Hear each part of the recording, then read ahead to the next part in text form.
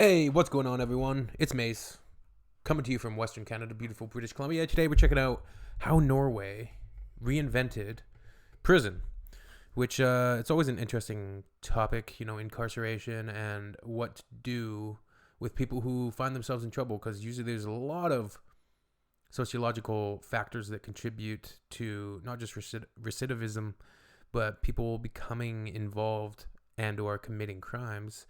Like there's reasons. People are responsible for their actions, of course.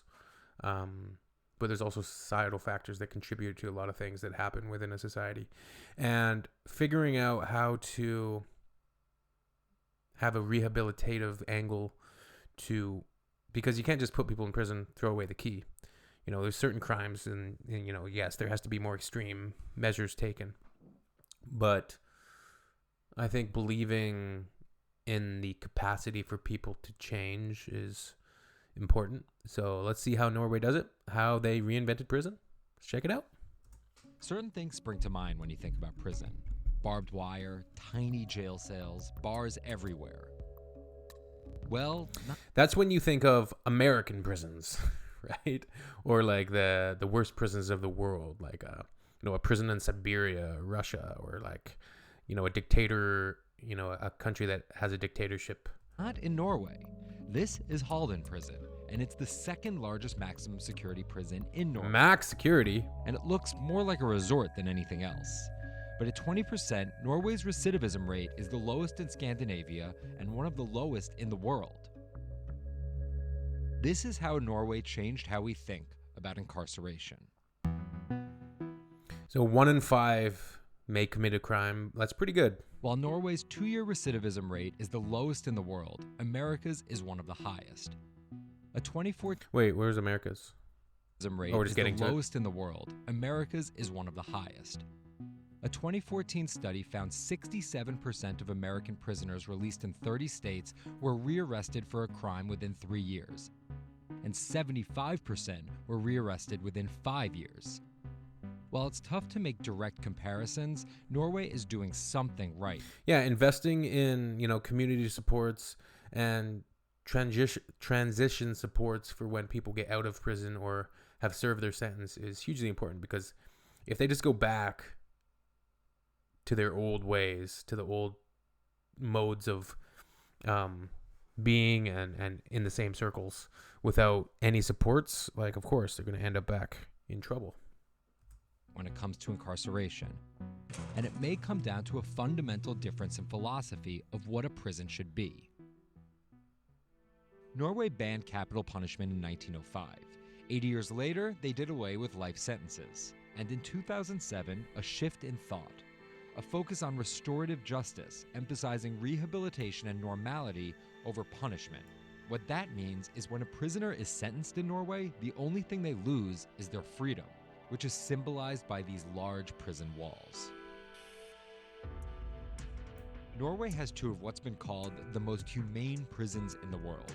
One of them is Halden Prison, where prisoners can garden, learn to cook, and tend to animals.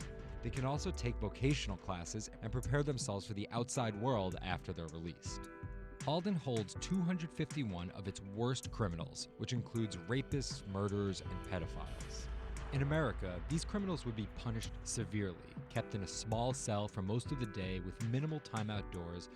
These are the worst of the worst, so I'm interested to see if the video touches on, how communities and people, the public reacts when these people get out of prison, and what type of sentences are they serving for these, those are atrocious and unforgivable crimes, right? All of their rights stripped. The phrase, "don't do the crime if you can't do the time," applies here. Retribution must be swift and sure for those who decide to make a career of preying on the innocent. America's decades-long war on crime has resulted in 159,000 people currently serving life prison sentences. But in Norway, almost all prisoners are released. The maximum sentence is 21 years. At the end of this term, 5-year increments can be added indefinitely if it's assessed that the prisoner has not been rehabilitated. Even the worst of... So I wonder how they do the assessments, and the guy that committed the horrific shooting, in Oslo. Like, is he going to get out in like 2030 something? Right? Canadians are struggling right now with and they're having a lot of anger when they're seeing people, serve very short sentences, if any sentences at all, and then being released and committing the same crimes and going back and committing the same crime and going back. Like, sometimes, many times, they're getting out and they're going back and doing the same things.